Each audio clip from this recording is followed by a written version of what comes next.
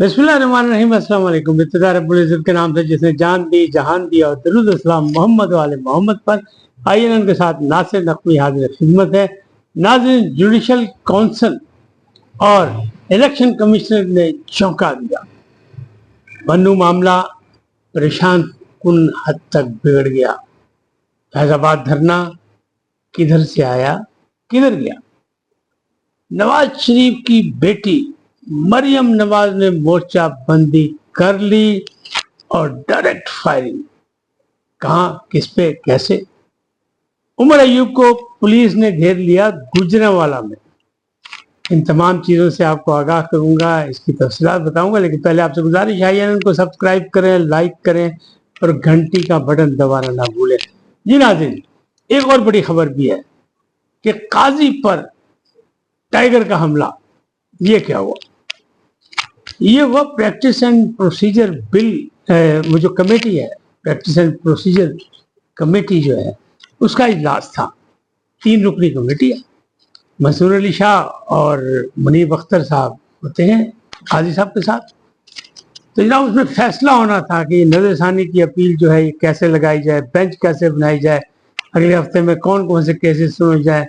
तो video link पे थे जनाब टाइगर मुनीब अख्तर साहब ने हमला कर दिया। जनाब पूरा काजी साहब को पड़ गए, ऊंची आवाज में बोले, शाउट किया, बड़ा कुछ बोले।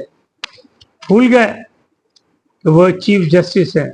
उनका ख्याल था कि जी एक कमेटी के 3 रुकन है, एक मैं हूं, एक मंसूर अली शाह और एक काजी।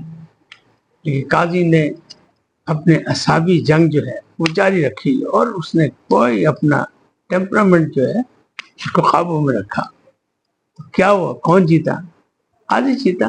ठीक है, अभी फिलहाल नहीं। उन्होंने कहा नहीं जी, नहीं हो नहीं सकता, इसलिए कि छुट्टियों पे जजों को बुलाया नहीं जा सकता, लिहाजा ये नहीं, ये फिर रखें और कम से कम 2 माह बाद रखें। इसका मतलब क्या है कि मखसूस हिस्सों का मामला चला गया खटाई में। अब दूसरी जानब जो मैंने कहा इलेक्शन कमीशन ने जो चौंकाया है वो क्या है? इलेक्शन कमीशन ने भी चौंकाया। उन्होंने कहा जनाब मनोन हम जनाब अमल दरामद करेंगे जो फैसला किया लार्जर बेंच, बल्कि फुल बेंच ने, फुल कोर्ट ने जो किया है सुप्रीम कोर्ट के, उस पर हम अमल दरामद करेंगे। और लेकिन जो कुछ उनके खिलाफ हो रहा है, जो ट्रोलिंग हो रही है, जो उन पर एतराज़ात हो रहे हैं, वो कहते हैं हमने कुछ नहीं किया। अगर पेशावर हाई कोर्ट ने अपील सुन्नी इत्तेहाद कौंसिल की डिस्टर्ब की, ख़त्म की, मुस्तरद की, तो उसमें हमारा कोई कसूर नहीं। हम तो जो फैसला हो उसके मुताबिक करेंगे और फैसले में लिखा है कि जहाँ इबाहम हो वहाँ राब्ता कर लिया जाए। तो उन्होंने कहा हम राब्ता भी करेंगे। उन्हें अपने लास्ट सेक्शन को कह दिया कि जहाँ जहाँ इबाहम हो वहाँ वहाँ राब्ता करें। नज़रसानी की एक दरख्वास्त आ चुकी है मुस्लिम लीग नून की जानिब से, बाकी दरख्वास्तें आएंगी उनकी तरफ से जो मखसूस नशिस्तों पर हल्फ उठा चुके हैं उन लोगों की तरफ से भी आएंगी और अभी आनी है। तो कहा यही जा रहा है कि जरा सा पहले देख लें, 1 माह का टाइम होता है, तो पहले टाइम देख लें, 1 माह में जितनी आ जाए फिर कट्ठी निबेड़ानी। तो इसलिए ये मसला बन गया खटाई का, खटाई में पड़ गया। अब ये मामला ऐसा है। लेकिन जो अफसोसनाक वाक़या हुआ वो कहाँ हुआ? वो हुआ बन्नू में ऑपरेशन का मामला जो है वो चल रहा था। और आपको पता है वहाँ पे गुड तालिबान और बैड तालिबान वाला मसला भी है। फिर ला के तालिबान, गुड तालिबान आबाद भी किए गए थे, तो वो आ गए सामने, ऑपरेशन नहीं करने देंगे। तो वहाँ हो गया लफड़ा। और रफड़े में क्या हुआ कि अवाम को सड़कों पर ले आए, अवाम को सड़कों पर लाए, वहां से भी फायरिंग हुई और फोर्सेस ने भी फायरिंग की। कहने वाले जरा ये कह रहे हैं, दावेदार हैं कि जनाब कुछ लोग मारे भी गए, लेकिन अभी मुकम्मल रिपोर्ट सामने नहीं आई। ताहम जो भी हुआ गलत हुआ, इसलिए कि बिल्कुल उसी तरह की सूरत हाल बन रही जैसे कभी सूरत हाल सवात में बनी थी। लेकिन सवात से ही सबक सीखना चाहिए कि सूफी मोहम्मद को भी हार माननी पड़ी थी, क्योंकि रियासत से और फोर्सेस से टकराया नहीं जा सकता। ये मामला भी ऐसे ही है।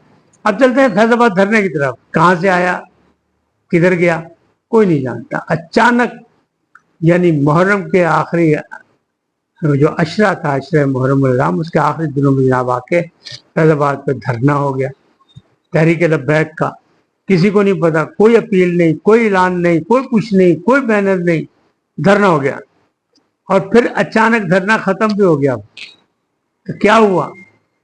हुकूमत ने मुज़ाकरात किए, پہلے تو حکومت لفٹ نہیں کرائے گی، تو وہاں ثناء اللہ صاحب بھی دیکھے گئے، رانا ثناء اللہ بھی دیکھے گئے، وزیر اطلاعات و نشریات بھی دیکھے گئے طارق صاحب.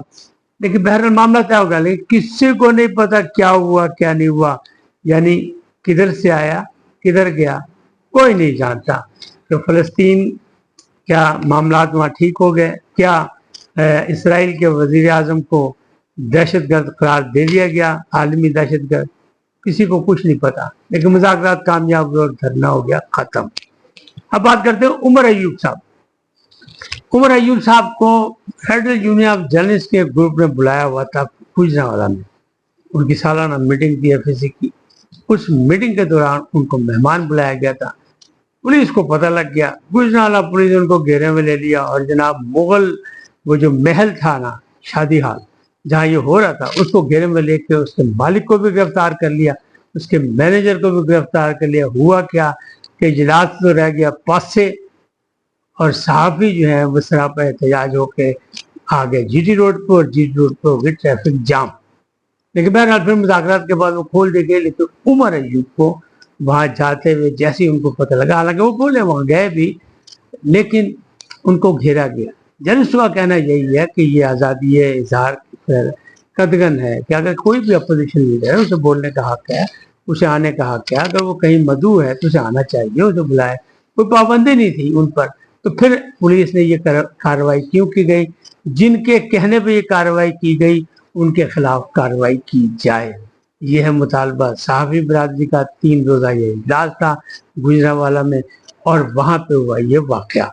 لیکن دوسری جانب اگر آپ دیکھیں تو الیکشن کمشنر نے تو اپنے چوکے سے شروع کر دی، یعنی ٹرک کی بتی دکھاتے کہ جناب ٹھیک ہے کریں گے، لیکن اگر کہاں بہام ہوگا تو ہم آ جائیں گے، آپ کے چیمبر میں آ جائیں گے، یا پھر نظر ثانی کی اپیل کر دیں گے.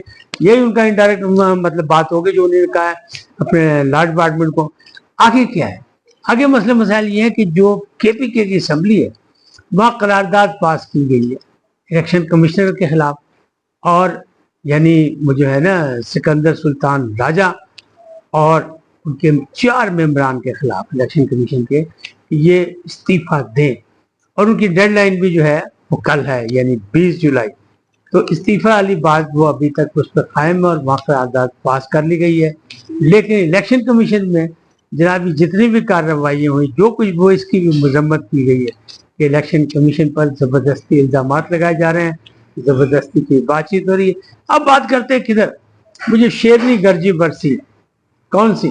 جسے مورچہ سنبھالا مریم نواز شریف کی صاحبزادی، جارحانہ کام شروع ہو گیا. یعنی انہوں نے ایک بار پھر حملہ کر دیا. وہ حملہ آور ہوئی ہیں بلا خوف و خطر. انہوں نے کہا ہے وزیر اعلیٰ، وہ کہتی ہوں وزیر اعلیٰ ہوں، میں کام کر رہی ہوں، حکومت ہماری 5 سال چلے گی. بلکہ انہوں نے کہا پاکستان میں جو حکومت جو جمہوریت ہے یہ بھی 5 سال چلے گی. اگر کسی نے اس میں رخنہ اندازی کرنے کی کوشش کی تو پھر اسے آئینی ہاتھوں سے نپٹا جائے گا. ان کا کہنا تھا کہ یہ جو ججز نے، جو فل کورٹ نے فیصلہ کیا، یہ ضمیر کے مطابق نہیں کیا، بلکہ انہی نے کسی اور کے اشارے پر کیا ہے. انہی نے ضمیر کے مطابق فیصلہ بھی نہیں کرنا تھا، انہی نے فیصلہ کرنا تھا آئین اور قانون کے مطابق. لیکن یہ کہتے ہیں کہ ہم نے فل انصاف دیا ہے، مکمل انصاف دیا ہے ضمیر کے مطابق. تو انہوں نے کہا ان ججز کے ضمیر تو بکے ہوئے، یہ تو بکاؤ مال ہے. تو انہوں نے کون سا کیا؟ آئین اور قانون کا فیصلہ ہوتا ہے، چاہے کچھ بھی ہو جائے آئین اور قانون کا فیصلہ ہونا چاہیے. تو ہمیں فیصلہ وہ چاہیے. انہوں نے کہا ہم باقاعدہ ہر معاملے پہ باقاعدہ اب مصلحت پسندی ختم کریں گے. یہ جان بوجھ کے کہاں سے آئے ہیں کیسے آئے ہیں کوئی نہیں جانتا، لیکن یہ پلانٹڈ ہے. جو ایک لاڈلے کو دوبارہ لانا چاہتے ہیں، اس لاڈلے کو جس نے پاکستان کی تقدیر سے کھیلا، پاکستان کے استحکام سے کھیلا، جس نے 3-3.5 سال میں کچھ نہیں کیا، اور پھر اس کو پھر لانا چاہتے ہیں، اس کو رعایت دے رہے ہیں، اس کو ریلیف دے رہے ہیں. اس نے کچھ نہیں مانگا، جو نہیں مانگا وہ اس کو ٹرے میں رکھ کے دے دیا گیا. تو انہوں نے کہا پھر ہم آپ کا فیصلہ کیسے مان لیں؟ آئین موجود ہے، قانون موجود ہے، پاکستان کا آئین موجود ہے، پارلیمنٹ موجود ہے، ہر جگہ پر ان سے نپٹا جائے گا اور ان کا مقابلہ کیا جائے گا. دوسری جانب ایوان صدر میں بھی اتحادی جماعتوں کا ایک آپس میں اجلاس ہوا، اور صاحب صدر یعنی صدر پاکستان آصف علی زرداری نے کہا کہ جناب ہم اتحادی حکومت کے ساتھ ہیں، और किसी को भी हुकूमत के साथ खेलने या रियासत के साथ खेलने का मौका नहीं देंगे, और जो भी गैर आईनी काम करेगा उससे निपटा जाएगा। तो अब ऐसा लग रहा है कि सब के सब एक पेज पे हैं, लेकिन दूसरी जानिब नहीं। और वो जो था ना, वो जो इराक जजेस का, उसमें एक जज ने और इनकार कर दिया, लेकिन उस पर भी राय ली गई कमेटी की, और उस कमेटी ने जो जुडिशियल काउंसिल थी उसमें जो एक जज की मंजूरी दी गई वो है 1-8 से, यानी मुनीब अख्तर साहब जो टाइगर है, जो न झुकने वाले न बिकने वाले, वो रह गया अकेले। 8 जजेस ने उनकी मंजूरी दे दी।